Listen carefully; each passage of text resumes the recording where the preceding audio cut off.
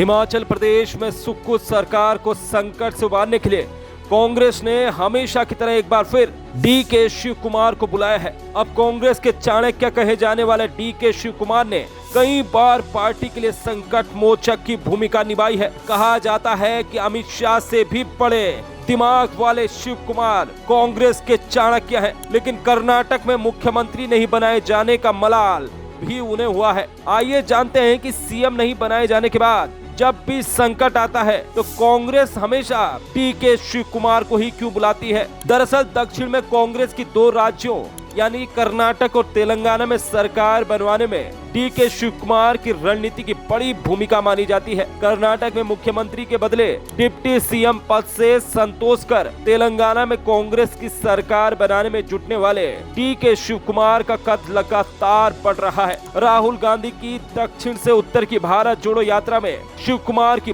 बड़ी भूमिका बताई जाती है। इसके बाद वो कांग्रेस आलाकमान के काफी करीब माने जाते हैं। गांधी परिवार के अलावा कांग्रेस के राष्ट्रीय अध्यक्ष मल्लिकार्जुन खड़गे के भरोसेमंद डीके शिव कुमार ने रिजॉर्ट पॉलिटिक्स में भी अपना जलवा दिखाया हुआ है। खड़गे के कर्नाटक से होने की वजह से भी उनका पुराना साथ और लंबा अनुभव है। कर्नाटक विधानसभा चुनाव 2023 में जीत तय करने से पहले 2028 के चुनाव में भी डीके शिव कुमार ने कांग्रेस जेडीएस गठबंधन बनाने और उसकी जीत सुनिश्चित करने में अहम भूमिका निभाई थी। गुजरात में राज्यसभा चुनाव के दौरान अहमद पटेल की जीत का मामला फंस जाने पर भी डीके शिव कुमार ने उनकी लगभग हार को जीत में बदलने में काफी मेहनत की थी। सोनिया गांधी के राजनीतिक सचिव रहे कांग्रेसी दिग्गज अहमद पटेल की वजह से सोनिया गांधी ने भी डीके शिव कुमार पर भरोसा जताया था। इसका असर राज्यसभा चुनाव 2024 में दिखा, जब क्रॉस वोटिंग को लेकर कर्नाटक में उल्टी गंगा बहती दिखी। वहीं बंगलुरु के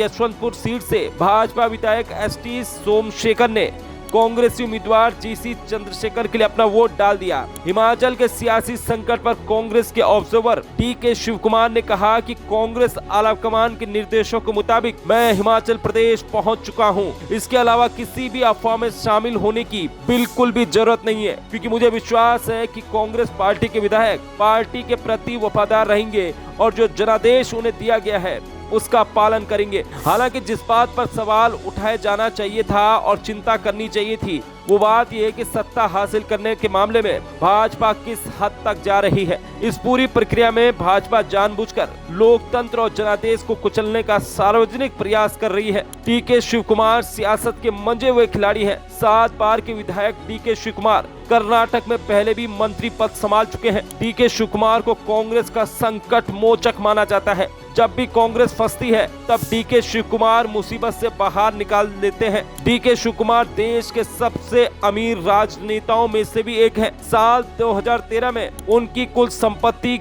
1413 करोड़ की आंकी गई।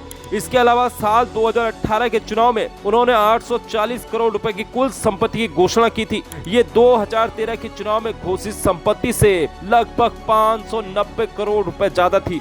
मतलब साफ है कि कांग्रेस को फिलहाल एक बड़ा चाणक्य मिल गया है, जो मोदी और अमित शाह की जो जोड़ी है उसको तोड़ने में काफी कारगर साबित हो रहा है।